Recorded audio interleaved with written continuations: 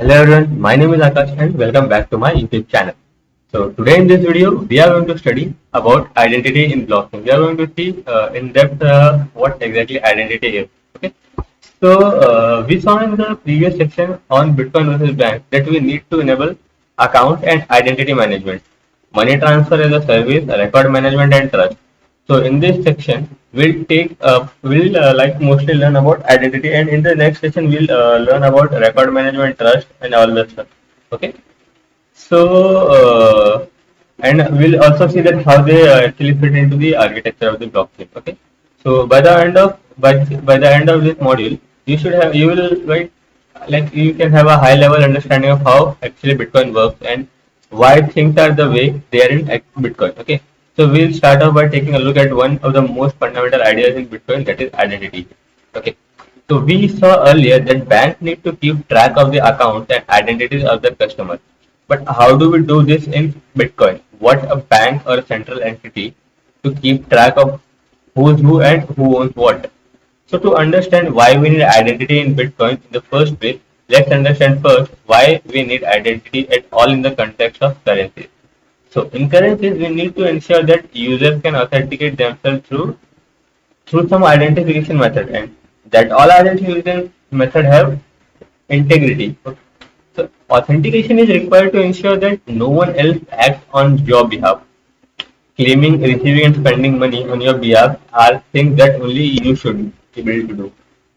Like a bank, by associating yourself with your fund through authentication, so you are able to receive money from others and spend your own money, right? So only you have to access to only you have the access to your own money, since others are not authenticated to handle your money. So without any authentication process, anyone could spend my money, which is obviously undesirable, right? So additionally, authentication can also be used to enforce blaming. Like if someone is trying to do something incorrect with the network, such as spend someone else fund, you want to be able to call them out with proof, right? So for example, if someone tries to withdraw your fund from a bank, so you would want a record, right, of this. So including the identity of who was trying to take your fund to get rid of this. So like in order to get rid of the malicious activity in future by banning such persons and refusing to interact with those kind of people, right? So integrity, like the other half of identity, means that all our authentication methods cannot be replicated by anyone else. So we can understand integrity by the process of signing a check. Okay. So once you sign a check or transaction, no one should be able to intercept or manipulate it. So the check has been assigned by you, and since no one can replicate your signature, it should be temper evident. Like integrity ensures that no one but you, the signer, can use your signature. Imagine the following scenario in Bitcoin. So if I wanted to send, let's take an example. Let's take a hypothetical girl, that is Alice. Okay. So like if I wanted to send Alice 10 Bitcoin, so she shouldn't be able to add another zero and make me send her 100 Bitcoin. Okay. So she also shouldn't be able to copy or replicate my signature elsewhere. Okay. So only by preventing all these things can we trust the integrity of Bitcoin identity. So identity is a simple concept appearing everywhere in daily life. So for example, houses have both addresses and mailbox keys. So when you ask people to send you mail, you give your address so they know where to send package exactly. Okay. So meanwhile, you alone control the mailbox key. Similarly, emails have aliases and passwords. So people who want to send you email have access to your address or alias, while you alone have access to the password of your email account. So only you can read these emails, right? So like Bitcoin also do follow this kind of pattern. Like it has both public key and private key. Okay. So the items written in orange color. Okay, so the items in orange on the left hand side are the mailbox addresses, email aliases, and public keys. And public keys represent one public identity. Okay, public key basically represents the one's public identity.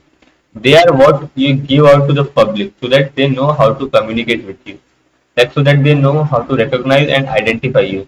Meanwhile, the items on the right hand side in red, like the mailbox keys, email passwords, and like are the private key, are like the secret that you alone should own. Okay, so with these personal key, you access the orange item on the left, that is the public part. Okay, with the personal keys, you access the private key. So it gives you control and ownership. It gives you your own identity. So if anyone else gets their hands on your email password, for example, they can pretend to be you, receiving and sending emails on your behalf. So similarly, you would never want else to have your Bitcoin private key, as that would give control of your Bitcoin public key and by implementation your Bitcoin identity. Okay. So in Bitcoin, you can think of your public key and private key as a chest and key respectively, as you can see in the image. Okay, so there is a chest and there is a key. Okay, so you use your private key to prove your that you have ownership of your public key and to access the funds associated with that public key, just as you can use the physical key to unlock a chest that contains your physical money, right? So to reiterate, public keys are used for receiving and private keys are used for redeeming. Okay, so understand this one. Basically, public key are used for receiving purpose. Okay, and private keys are used for redeeming purpose. If you want to receive anything, you need to use public keys, and if you want to redeem the stuff, you need to use private key. Okay, so receiving money is associated with the public key, and you can access or spend those funds with your private key. Okay, got this? So you are safe letting people know about your Tesla Bitcoin, your public key. So as long as you don't give them their key to get inside your private key. Okay, a small note. Like in actuality, other users send transaction to your address, not your public key. So as your Bitcoin public key is not identical to your Bitcoin address, your address is actually derived from your public key.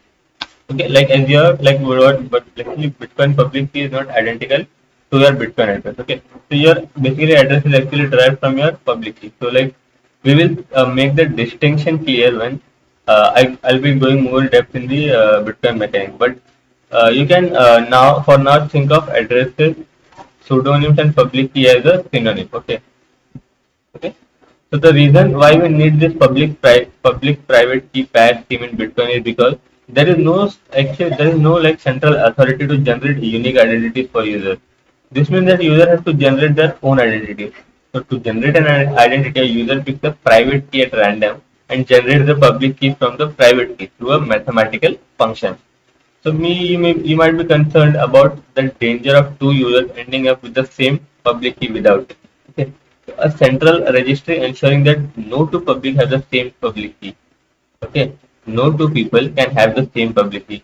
A bank, for example, has an internal list of users with unique identifiers and easily assign a new unique identity to new users. Okay. So how to simulate a bank's identification process in Bitcoin? So how do we trust that no two users end up with the same identity? Okay. So to illustrate this probability of two users choosing the same identity as someone else in Bitcoin, in Bitcoin, let's consider something where we all are familiar with, which is the Earth. Okay. So Bitcoin has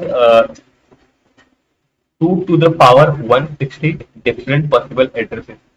What is 2 to the power 160? Okay, to get a sense of how many different addresses exist for user to choose out, let us compare the number of addresses in Bitcoin to the numbers of grains present on sand on the earth.